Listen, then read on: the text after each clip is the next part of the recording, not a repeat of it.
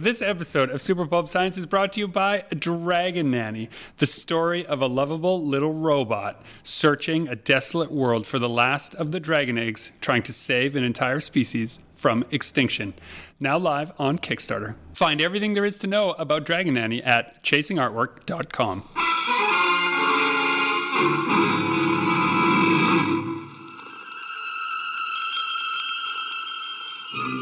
Attention, citizens. It's time for Super Pulp Science. This is Super Pulp Science, where we talk about how genre gets made. I am back in the far corner of my studio with Justin Curry, also known as Chasing Artwork, in the other corner, and Vadeboncoeur. Vadeboncoeur. I called you Vadeboncoeur. About halfway between us. You are equidistant from us. I would say so. Yeah. Yeah. So this is the second episode with our newly rediscovered great sound quality, and it was so nice to listen to our last episode again, and just with the breath of fresh air of quality. This is a podcast, if you're just joining us because of some ads we bought recently for the podcast. If you're just joining us, this is a podcast about how genre gets made. Justin is a writer and illustrator who works full-time making art and graphic novels. I am also a writer and an illustrator who works full-time making art and graphic novels. Dan is our producer on the podcast who works part-time making podcasts on the radio and as a teacher at Red River. Can we say where you teach? Sure, why not? Oh, will your students find you? They might. I sometimes promote this podcast to them. I tell them about it. Those who seem interested in it, I say, yeah, you should check that out. And I give them some class credit for listening to podcasts. So they may be listening to this right now. Right. Okay. And so if you are a longtime listener, I apologize for the retreading, but if you're a new listener, this is a podcast about how we try to make art for a living. So far, we've been doing it, well, I myself have been doing it full-time for coming up on 5 years now. Is that right? Sounds about right. Yeah, because I started Chasing Artwork in 2014. That's right. So, wow. But I've been making books seriously and professionally since about 2006. And so here we are. We make stuff that is heartwarming, stuff that is blood-curdling, and if it has words and pictures in it, we are excited to work on it, generally speaking. I would say the heartwarming comes from this side of the room, and I'm gesturing towards Justin, and the blood-curdling comes more towards your side of the room. Not 100%. I don't know if that's hurtful or not, Dan. It's pretty accurate. Anytime we start riffing on like a good kid's book idea, Gregory has to come in with a sinister turn that usually ends up killing some of the characters. Okay, that is for catharsis. Uh-huh. Sure. You know, I find that a really... So something that's coming up recently as a result of some comments I got on social media is, why do you make scary things? What's wrong with you? How were you hurt? What traumas are you trying to process? Isn't horror so gross? Why don't you leave it alone? I find it to be totally the opposite. It's an act of catharsis. You know, you face your fear, you bottle it up, you put it in somewhere else rather than carry it around with you. And I find that to be a really great thing. Justin doesn't have any terrible dark secrets, so all his work comes out bright, colorful, and happy, I guess. And speaking of that, you're currently running a Kickstarter about something that's bright and happy.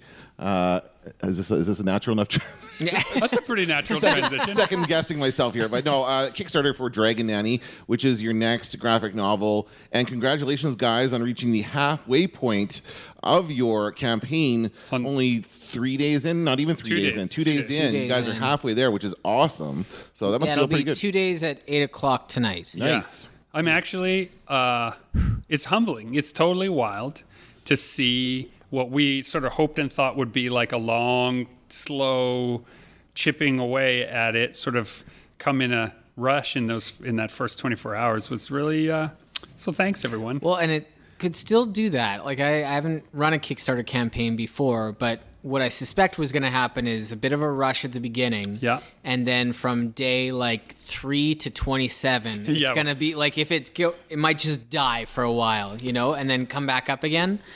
And I'm preparing myself for that potentially happening. I hope it doesn't. We're going to push it really hard and try to avoid that, but That's what happened to my FanQuest one. Yeah. It was like the first couple days, and then nothing for weeks, and I almost lost my mind. and then the last minute, we made our goal with hours to go. But let's hopefully that won't happen with this. I'm hoping that you guys will, and you have a stretch goal as well. So hopefully you can make this and go came up with a beyond. bunch. And the other, like the book still is being made. Like there's 10 pages left to do of like the 104 pages. So like.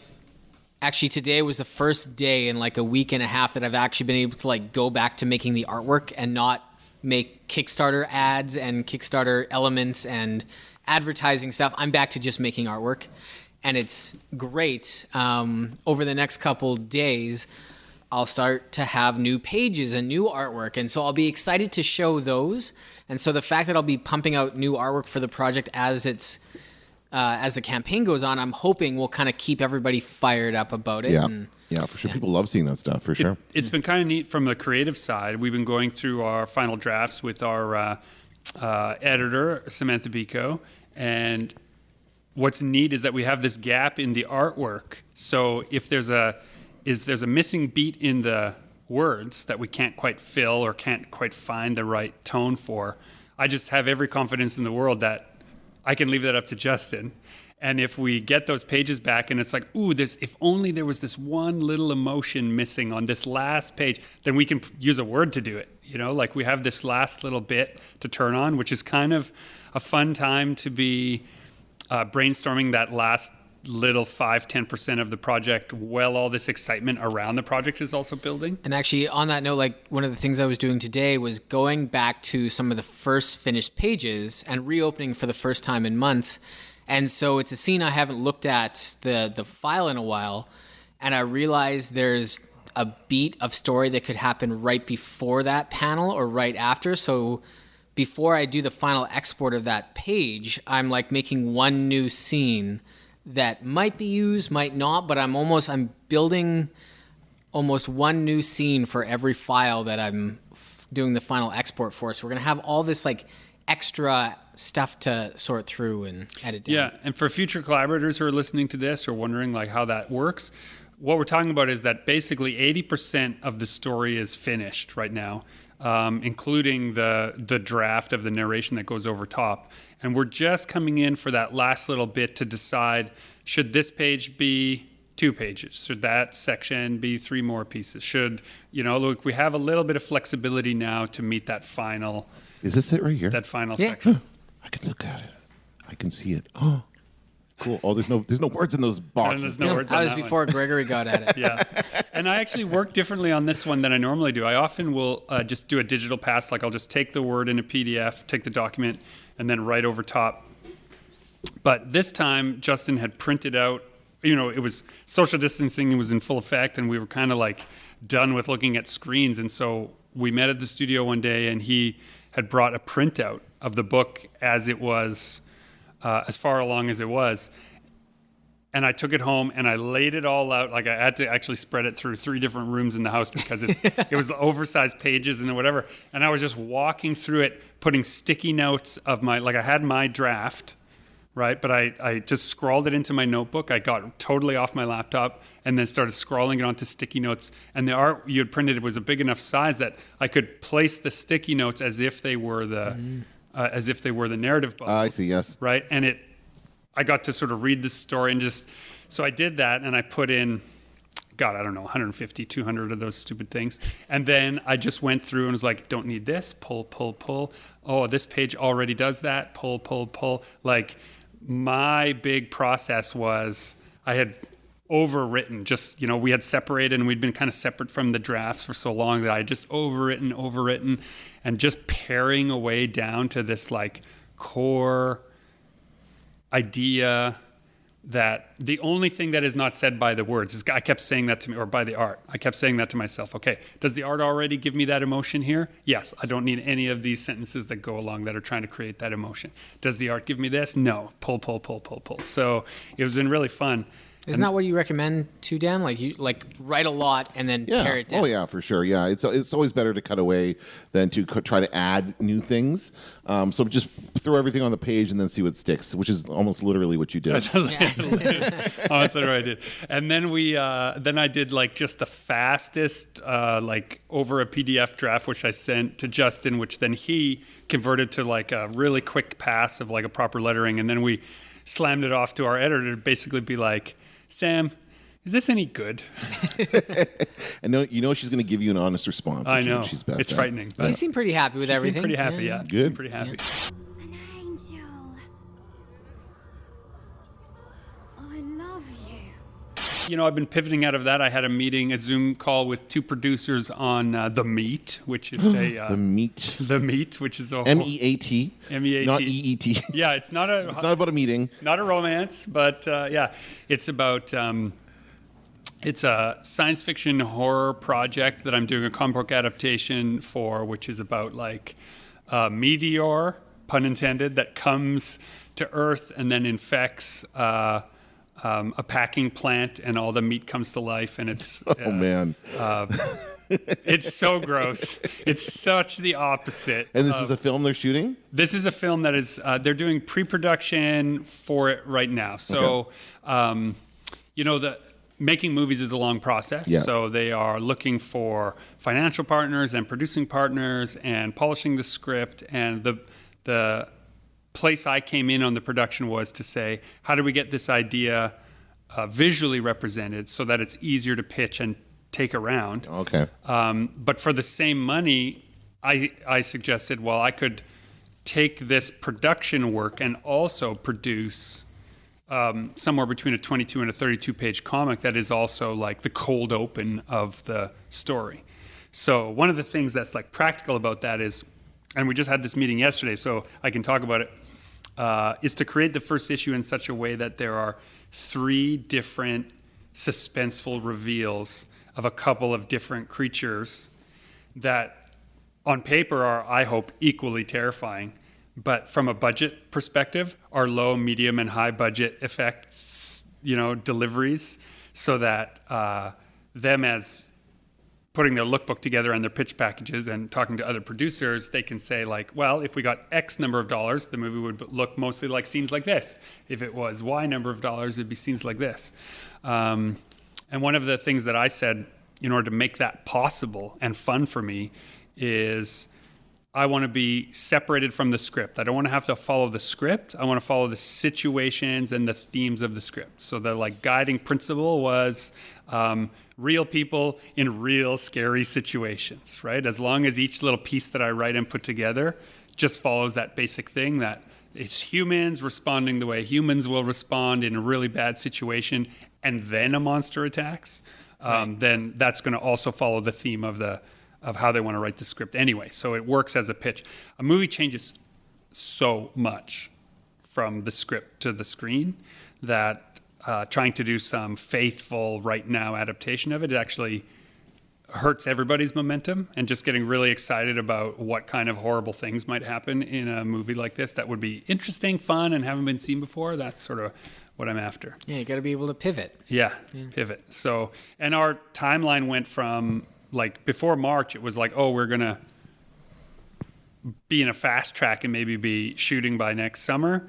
That's all different now. So we have I have a much more relaxed sort of attitude about getting it together, which is honestly, when you're doing suspense, being able to really think about like what that reveal is and what that turn is and what the page turn is. Having more time has made it a lot more thoughtful. And also, every time I watch a horror movie now, I'm constantly looking at how much light does that flashlight reveal? How does that circle of light actually work? How are they lighting the characters in the scene in a pitch black environment? How can I borrow that light? You know, like very different than the sunlight, green fields and floating mountains of the Dragon Nanny scenario. Right. So you're trying to replicate that lighting in the comic, right? I'm trying to like just grow a little bit also as an artist, right? Like to figure out, I mean, in comics you can fudge a lot of that. people who are much better at drawing than me are cringing hearing me say that. But, you know, you can get away with a lot of plausible rather than realistic, right? Yep. But when it comes to lighting, right, the more realistic the lighting, the scarier you can make a reveal. So that's kind of what I'm been playing around with that. My favorite trick for that one is you take the scene and you make a kind of a daylight and like a nighttime version, and you plop the nighttime on top of the daytime, and then you erase bits of that top layer of dark to reveal the light one under. Oh, that's interesting. Yeah. Yeah. I So see. it's- Like 2 layers in Photoshop. It's the exact same scene, just one in a dark color scheme, one in a light color scheme, and you kind of erase parts of the dark color scheme to reveal the light version under it. That's interesting. Way back in the day on some pages, actually, I don't think they made it into the book in the end, on the Imagination Manifesto, like this is going back to that 2009 era, I had a scene where this character is like, you know, hunting some dudes with a flashlight or whatever. And I made the pages in full light. And then I took a black piece of paper with a circle cut out of it. And then I would move it around and I would capture with a camera each of those revealed sections as if it was, you know, like we do it now in Photoshop, right? But Yeah. I was big into collage, really tactile elements then. And I was just trying to see, could I fake the light as an actual physical solid layer? And it kind of worked, but it works, you know, obviously works better as a digital layer because you can diffuse the edge a lot better. But, yeah. Cool. So when is that? Is that coming out soon, or what's the ETA on that project? Well, I'll probably be finished that first issue by the end of September. I have most of it sort of together in elements right now. And so is the idea as well, if the film, for whatever reason, if the film doesn't go through, if it's dropped, they still have a comic book to... Yeah, that's exactly right. Yeah. They have the idea that they got to have made, and that's still a product that can be sold. And then if that has some uptick, right, if people like it and like that version of it, then of course we'll adapt the version I did. And as you said, you can use the pages for the opening credits. Is that what you're talking about, like of the movie? Is that what we can show some of these images in the beginning of the movie? I mean, technically you could. That wasn't the... Okay, I thought that was what you meant when you said that. Oh. No, when I was talking about like when we do the monster designs and you do the set, like characters in the set with their clothes and the monsters and what they'll look like, that all becomes pre-production that you would then give to the art department and say, right, price all this stuff out. Is this even possible? Where would we get it? How would we shoot it? Where would these locations actually be? One interesting thing, and I can't mention the wheres and the whys and the how fors, but I'm going to be getting a bunch of location photography that they've been scouting. So this old meatpacking plant that is in quite some disarray, I guess. I'm going to get a bunch of photo reference of that, which will be... physically in disarray, you mean? Yeah, like okay. It's been closed for a while. The idea is that they'll make it look like... I mean, one of the plot points that is like circling around is the idea that it's a plant that's about to be closed. Yeah. Right? Mm-hmm. Already. So sort of kind of fallen into disrepair and that kind of stuff. So we can show like the reasons why like this unsanitary, just horrible place that you wouldn't want your meat to come from already, and then it turns on you. When I was a kid, I grew up in a neighborhood nearby a meat packing area, and we had here in Winnipeg Swift, I believe it was called, and Canada Packers, and those were shut down. And then as we went into our teenage years, my friends used to go there and, of course, explore the abandoned meatpacking plant, which in my mind couldn't be more dangerous. I'm like, what are you guys doing? But they would go and hang out there and walk around and almost die because you could fall down a pit or something. Yeah, you don't know what exploration. You don't want to do that. But anyway, yeah, they would just go hang out there and look for over stuff. So it's kind of fascinating to see these abandoned buildings. Yeah, like it's totally crazy. Well, and there's a funny thing about you watch probably more horror movies than both of us put all of us in this room. Speak for yourself, man. I watch a lot of horror movies. You really? Yeah, absolutely. Oh, just every time I come into the studio, Justin has some horrible slasher movie on. Well, no, it helps him work. Yeah, I guess that's his catharsis, right? But what you'll like about this is, Justin said many times, it's like a bottle movie, right? Like they go into the place and nobody comes out until the end. Just like The Breakfast Club. Just like The Breakfast Club, yeah. Breakfast Club is a bottle. It is. Yeah, it's a very good one. Yeah. And Cube. Well, we Cute, pitched. yep. Yeah, I pitched to Electric Monk a short film idea that was. I pitched them as The Breakfast Club meets The Thing, which is like the kids is exactly what it sounds like. It'd be like kids on detention at the school, but one of them is a horrible creature. Yeah. Right. And Shapeshifts. Yeah, shapeshifts and takes them out one by one. So one day. In a way, the Breakfast Club or the thing is kind of, which one came first? The Breakfast Club? They're almost the same. Was it the same year, 1984? They do all shapeshift, don't they? Well, they're very similar in Because they premise. become different people by the end. You said I could capture the scent of anything. And so you can. We went from talking about our like lovable kids book, Dragon Nanny, to this horror exploration, but I think that's okay. The meat is like a lot more viscerally and visually scary, like gory.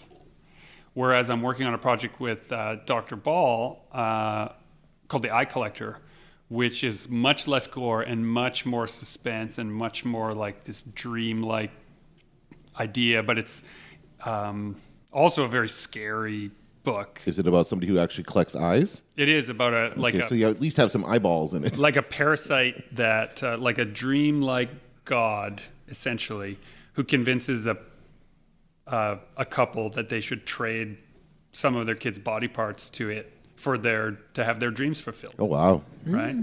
Sort of like a horrible twist on the idea of like that parental resentment, right? Like, oh, once we had the kid, our lives ended, right? But they're like, oh, now we have this kid, we can have any life we want, Interesting. right? Sorry, Jonathan, if I'm paraphrasing that incorrectly, but I'm trying not to give away too many spoilers at the same time. So it's been great because I work on all these. The artwork I'm working on right now is like this horrible stuff, but it's for other writers. And then being able to come into a world that's so pleasant, and then to just respond to that, it's like a real. The contrast has been really helpful. I absolutely love horror films. It's one of my favorite genres of film. I have done the last few years, and I'm going to try to do it again. I just love it. I try to watch a horror movie every day for October. When I did it the first time, I found that it really did have an effect on my psyche to live in those worlds every day for a full month. Like you really do get kind of down on life and on the world. I mean, obviously these are all fantastical tales and they're not based on reality at all.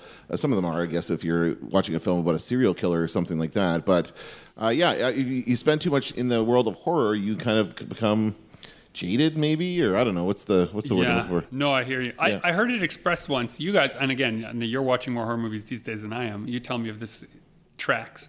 I heard it expressed recently that you could be in a great mood watching horror movies all the time if you turned it off after the first 10 minutes, because the first 10 minutes of every horror movie is like how great the world is. Yeah, Right? that's true. Yeah, And so you could and just it all comes crashing down. right. After that, So yeah. if you just stuck with the perfect world, like everything worth having and everything that you would want. We're heading to the cabin for the weekend. It's going to be a great weekend. We're Yeah, having I'm lots just of gonna fun. relax. Yeah. Turn it off right there.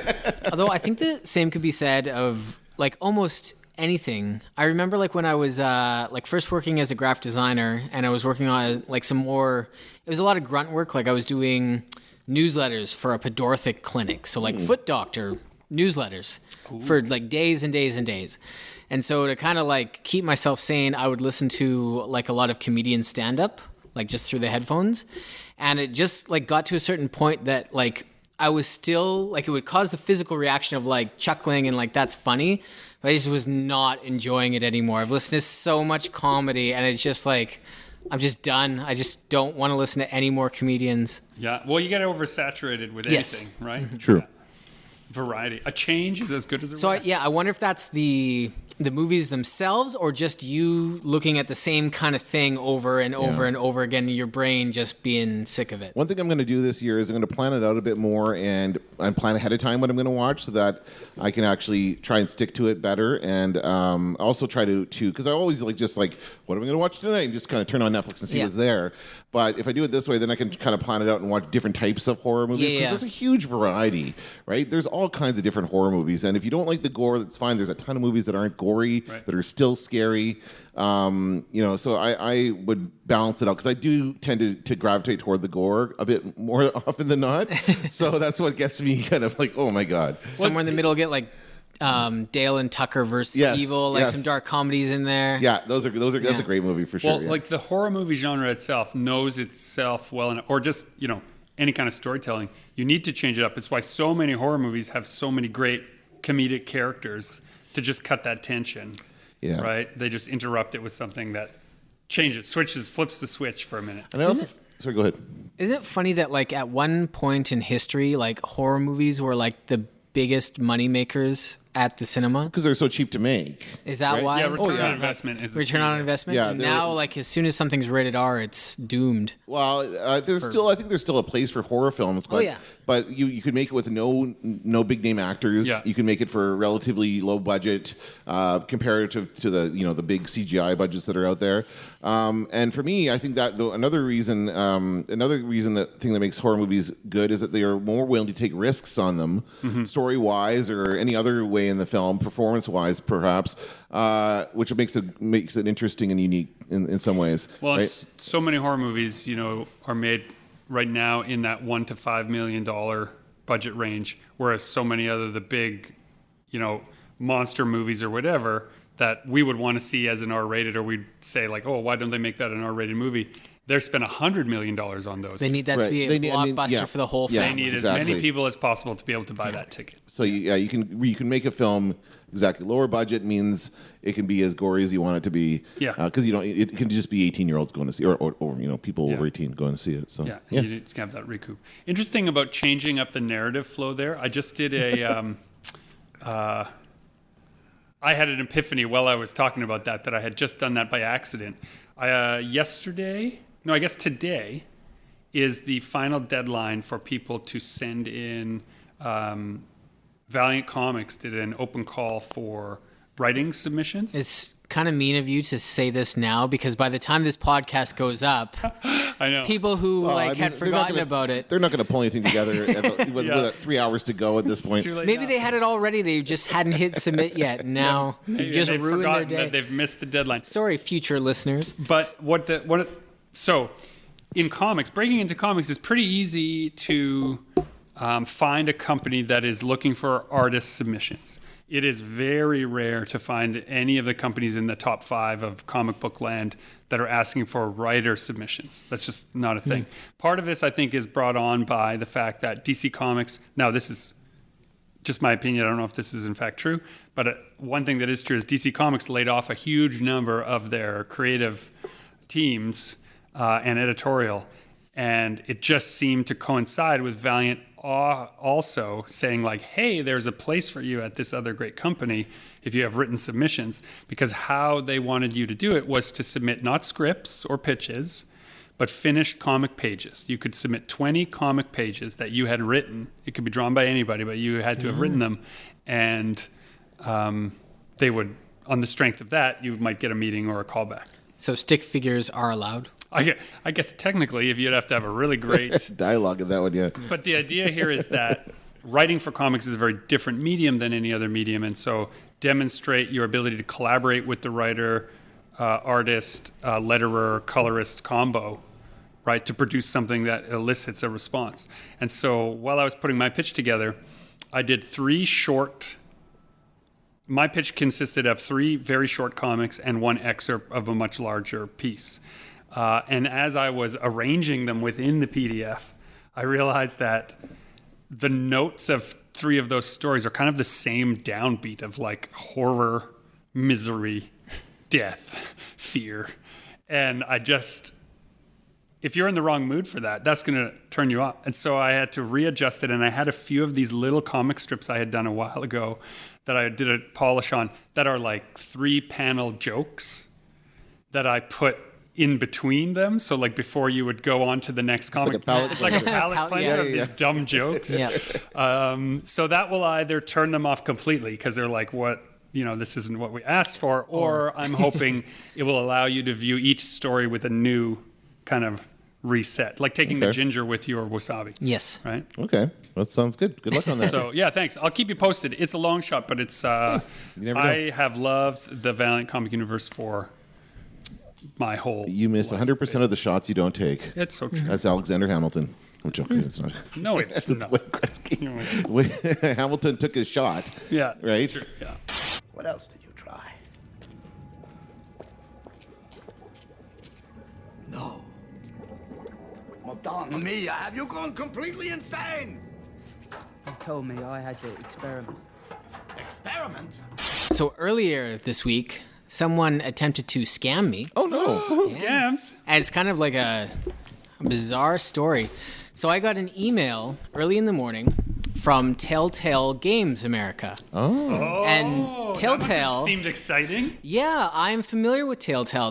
That is the company that does all the like the Lego Batman, Lego Star Wars, like any Lego video game. Also, the Walking Dead series they did. They did a Telltale game for Walking Dead. I And think that Game of Thrones? Which this was like this was the different division. different division. Okay. But yeah. But a big company. Yeah, anyway. big company. Yeah. So I was familiar with their work, and it was a big, long, descriptive email of like the kind of artists they're looking for and what you'd be expected to do, and money, salary, blah blah blah, all their contact information. And because of like COVID or some reason, they wanted to just text back and forth for the interview, and then if you do well there, you'll be furthered on to like a Zoom meeting or something like that. Okay. I'm like, okay, weird, but whatever. So I text the number. First of all, I just want to say, as somebody who has done concept art for Marvel, it's natural they would approach you to do something like this, right? It seems plausible. They reference my like ArtStation, which is a professional portfolio website that I have my stuff on. So Yeah. the fact that they found me through there, like that all kind of like It tracks. added up. Yeah. Yeah. Right. So I just texted So the scammers take notes of what will convince him. Yeah.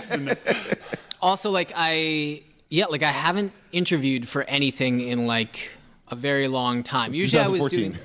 Sorry. Since 2014. Well, like at like with Marvel and stuff like that, I met yeah. these people in person Yeah. and blah blah blah. But like, You're too busy steering your own ship to stop at everyone's island along the So way. it did seem weird, but I texted this person, "Hey, I'm interested in learning more about the project. Can you like let me know about like timelines and stuff like that, and we'll go from there." And they're like, "Well, we just have a couple of questions first." And so they started giving me like normal interview questions, like, what do you like about being an artist? What are some benefits and blah, blah, blah. What's an example of a project where there was, a hurdle and you had to overcome this? And when I was at Complex Games, I worked on this Creo project, which is kind of like an offshoot brand of Lego. Yep. So I have all these like Lego-esque stories. So I thought I was nailing this interview because I have like all these kind of Lego-related stories. And one of the things I was proud of with Creo was I was able to download a bunch of PDFs of their instruction booklets and tear out the vector elements of it and do all my concept art using like official vector Creo stuff. And so we sent that to the company. The company was like, had no idea how I got a hold of all these files. So stuff like that, right? And so they're just going through like just basic interview questions. And then near the end, they asked some weird ones that kind of like raised a bit of a flag. So they asked like... What is your mother's maiden name? Not that, no. They asked what Illustrator plugins are my favorite. And I'm like, Illustrator plugins? I'm like, that's... Yeah. Nobody Beep, uses beep, beep, beep. plugins in Illustrator. Yeah. So I asked them to like clarify, and they didn't get back to me. And then they went on to the next question. So I'm like, that's weird. Like I don't know any professionals that use like sure you can use plugins, and like I've used some, like especially when I was starting out, I used them a lot, but like it's basically a plugin is like a pre-programmed action that you can put into your Illustrator, make like a 2D image like look 3D, it's like kind of like a filter almost. So they asked that, and then they followed up by like, what do you like most about painting in Photoshop? I'm like, I don't paint in Photoshop. Have you been paying attention to this? Yeah, so I'm like, But in my mind, like up to this point, I thought that somebody was like texting interview questions, and then a group of people was looking at the responses, right? They were just gathering It seems general like a very weird way to do an interview. I know, yeah. Yeah. As this went on, I'm like, this is getting weird. And then so they're like, okay, well, like, we're very interested. Here's like what we're offering to pay. And I'm like, okay, cool. But like, I need to know timelines. I need to know about the project. I'd be happy to sign an NDA. Yeah. And they're like, no, just answer the question. What bank do you use? Uh-oh. And I'm like, I was really getting excited. Oh man. Yeah. It seems so specific for a scam. That was it, right? Usually Like- scams are like wide ranging, like targeting No, man, targeted, elderly or something. socially engineered. Yeah. That's the, you know. But to target specifically artists, right? They must have gone to that site and just approached a bunch of different people with the same thing. So I had a security issue related to my email and website and all that kind of stuff sort of over between the last podcast and this one, right? Since the break, because I had a while where my email wasn't working and I had to get everything sort of reset. And what was interesting talking to the security people, I was like, I have all my security questions from before. I have my password from before. I have everything. And they're like, yes, but that was so many years ago since you set this up. We no longer consider anything longer than 3 years, even if it's correct, to be valid. Wow. Because people are at such risk now. And I was like, well, what causes the risk? He's like, the one guy I talked to said, if people would just stop participating in those surveys about their top 10 favorite books, movies, artworks, whatever, because that's everyone's passwords. That's who's generating those lists online, is so that they can then comb through people's most used. Are we talking about the ones where you say, how many of these movies have you seen? Is that the kind of stuff? That kind of stuff, yeah. Damn it. I do those all the time. All that stuff. I'm so proud of the fact that I've seen a lot of movies and I always want to... That's just gathering your data so they can social engineer your stuff. So I had to go through the steps of proving through like paper copies and the mail of who I was. And it was funny because the mail suddenly became the most secure way, right? Because I could backtrack it. They're like, you don't even know if you've called he was like, well, sir, I could be a scam also, right? Mm-hmm. How do you prove that I'm who I am unless it does not fall on you to prove who I am, right? So, yeah, it's getting more and more specific, and especially now in a freelance world where everyone is looking for a job and everyone gets paid digitally, what bank to use is not that weird of a question. I think it's a weird question. Well, it's weird early. Like, had I been like a hungry artist like early in my career, I probably wouldn't have like pushed to get more information. I'd just be like, yeah, let's get this started. If you've been 20 years old and just hankering for a job, and well, that's kind of how I got wrapped up with Blue Water, right? They offered me like, you can work on our comics, and I, no questions, like, I'll sign a contract. Let's go. Yeah. So be careful. Buyer beware. Buyer beware. Kind of I did end up, like, I contacted Telltale. I was just like, hey, just so you know, like, this is going on. They'd already been notified about it. And so now Warner Bros. Is after this, like, scam company, hopefully. Yeah. And did you say Telltale, by the way? Here's my portfolio. You know what? I was like, I answered these interview questions pretty good. I maybe should just forward this on. By the way, I think I'd make a great employee.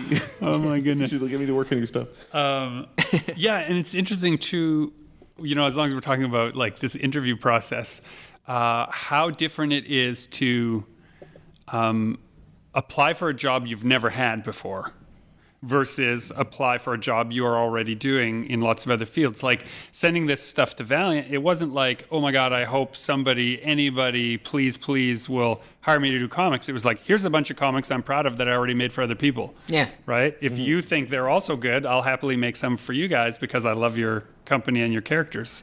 And there's not too many work for hire jobs I would take, but I would take one for Valiant. Even though they don't have Magnus anymore. Oh my God. Just a moment of silence for the loss of that license. Magnus the robot fighter. I miss you so. Why did you kill my daughter?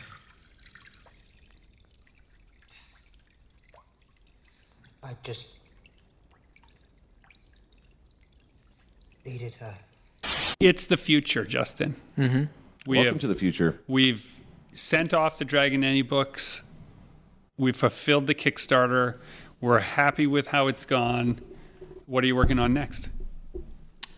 So I'm kind of excited to do a couple more like fan art pieces. I've got like a bunch of stuff, like a bunch of like older games and titles that I've thought of some like really good pieces that I like to work on. I haven't done like any fan art in quite a while because no conventions and nowhere to really put it.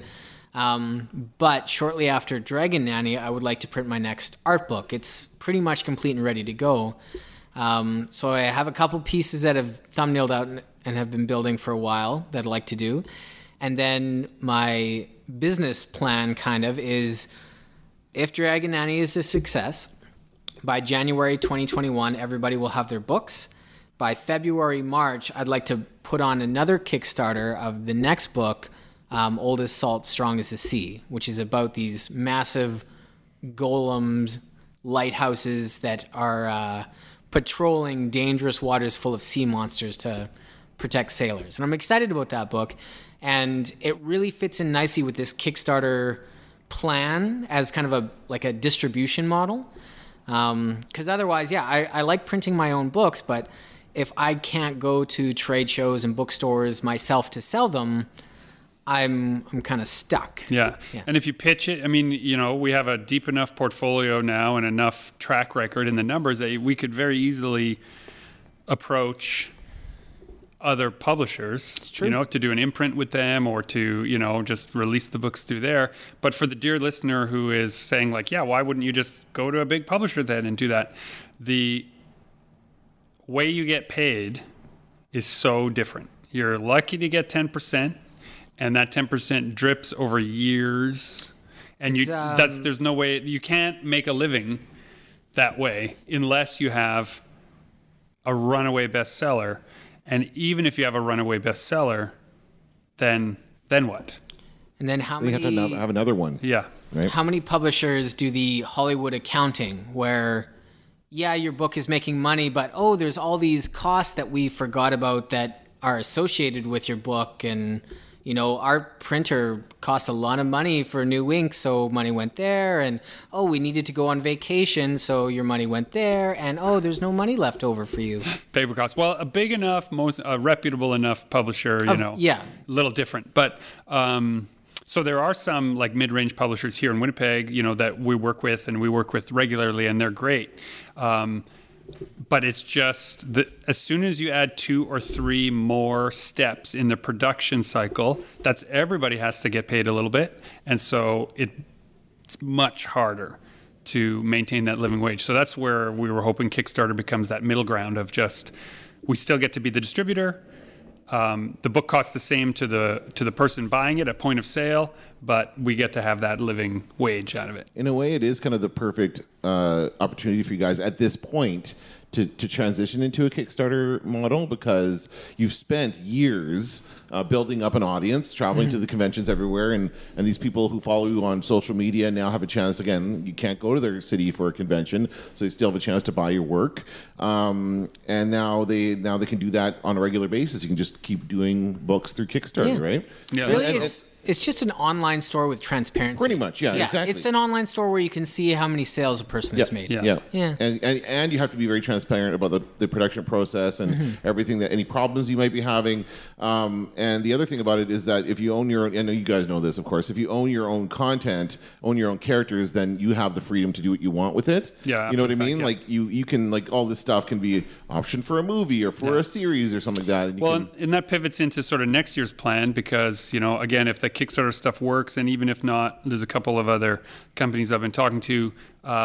It's the year for the role-playing game. I've had enough downtime to be able to put it together into a prototype stage, and we've been playing with the prototype, and we've been trying out different stuff, and it's got to the point where I don't have to be present in the room to have the rules explained. People are picking it up quickly, and it's, so, and Kickstarter is such a robust community of tabletop gamers that it just feels like a good fit there too, where I can, again, keep it a small boutique run, get it into the hands of people who are really interested in tinkering, and get that feedback even. There are people who, as long as the game has got good mechanics and good art and good packaging and good delivery, they'll forgive it a few blemishes so that they can also be part of the feedback process, right? So we'll see how that goes. Reskinning all of the art out of Dragon Nanny to turn it into a game would be pretty great too.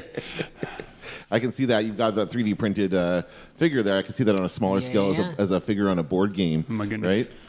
That's You're talking about my dreams now. Designer Con was something that was, especially now that we have like a 3D printed model. Designer Con is like for designer toys, like more high end, low run, like toys that are not meant to be played with, but like put on a shelf. Like a Hot Toys kind of thing? Well, vinyls, minis, Monies. one of a kind, like all kinds of stuff where Ashley Wood stuff. the design elements, it sits in this little valley between commercial production and fine art almost. Right? Where maybe there's only 1,000 of these, and maybe there'll only ever be 1,000 of these, and maybe the artist is going to paint the first 100 of them themselves, right? It's those kinds of things, which is, it's so wild and exciting. And now that you know, with the access to 3D printing, those ideas become so much easier to iterate. Get it from your imagination to a physical thing. Oh, it's so exciting. Oh, world, we miss you. Hallelujah! Praise be to God, and we thank Him for listening to our prayers and answering them. Amen.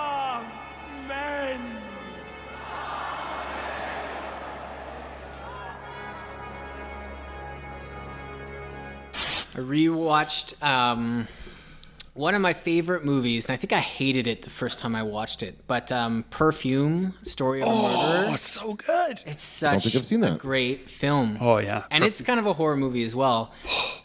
Great film, but there's one scene in particular that I just go to watch that one scene every once in a while. And the main protagonist of the film, John Baptiste, is this like, he's an orphan. He grew up in a super rough, it's like a medieval France, like back in the Dark Ages. And he grew up in this like horrible orphanage, and then, you know, worked at like a leather works growing up, been through all kinds of crap. But he has like his nose, he has just such a crazy heightened sense of smell. He knows all the smells. He's just obsessed with scent. And there's this scene where he finally goes into town and he meets Dustin Hoffman, who's a perfumer. Yeah. He's never smelt like perfume before. And he goes into the basement with Dustin Hoffman. He's delivering like tanned hides from the tannery or whatever. And Dustin Hoffman has been trying to crack the code on this new popular perfume that everybody in France is using. And he's trying to keep up, and he can't figure out how to recreate this perfume. And this kid just shows up, and he's like, oh yeah, I can make that perfume. And the music's great, and he just goes throughout this huge, like multi-level laboratory, just picking up like lavender and rosemary and like all these different scents, and just whisking them all together, and like makes the perfume just like perfectly. And he's like, but it's a shit perfume, it's crap. Do you want me to make you something better? And then, you know, Dustin Hoffman's mind is already blown, and then the guy makes an even better perfume. And It's kind of like how you make fan art. Yeah. You can do what everyone else is doing, but then you make it a little bit better. That's cool. then it gets I've never seen real it. It's such a dark movie. yeah. Yeah, for the dear listener that's like, oh, that sounds like a whimsical movie about the power of scent. No, he decides he's going to make a perfume out of people he's obsessed with, and he renders down the essence of humans to be in his perfume. I love that they have to add the story of a murderer to it. It's perfume and then the story of a murderer. think because otherwise people would not understand what it's it about. looks like a love story or something from the cover. Yeah. Well, it's got the image here is of a woman who's being kind of turned into rose petals and being blown away as rose Yeah. petals. So it's like, that really does encapsulate what the concept is. But yeah, if I just watched a movie called Perfume, I don't think I would be expecting it to be. Yeah, it wouldn't come out. You wouldn't be like, yeah, right? Yeah. Right. And then you were asking us, as we came into that, you were asking us, is there a film that we just watched for one particular scene? Yeah, it struck me that like I mostly loved that movie for that scene. After I finished watching the movie, I went back and just watched the one scene over again. Another one that I just thought of was the in Spider-Man 2, the Sam Raimi one, the operating room scene with Doc Ock when the arms are going crazy. Oh, that one's great. In the first experiment. When they're trying to separate the arms from his the back, operating, and he's unconscious, but the arms take the Evil Dead homage. It is very much. Yeah, it is very much replicates the scene from Evil Dead, or I think maybe Evil Dead 2, and that's why I love it. But it's still a great scene on its own, for sure. Wrath of Khan is the one that I go to. The Mutara Nebula scene where both ships are damaged and they're drifting through the fog of space and the literal fog of war.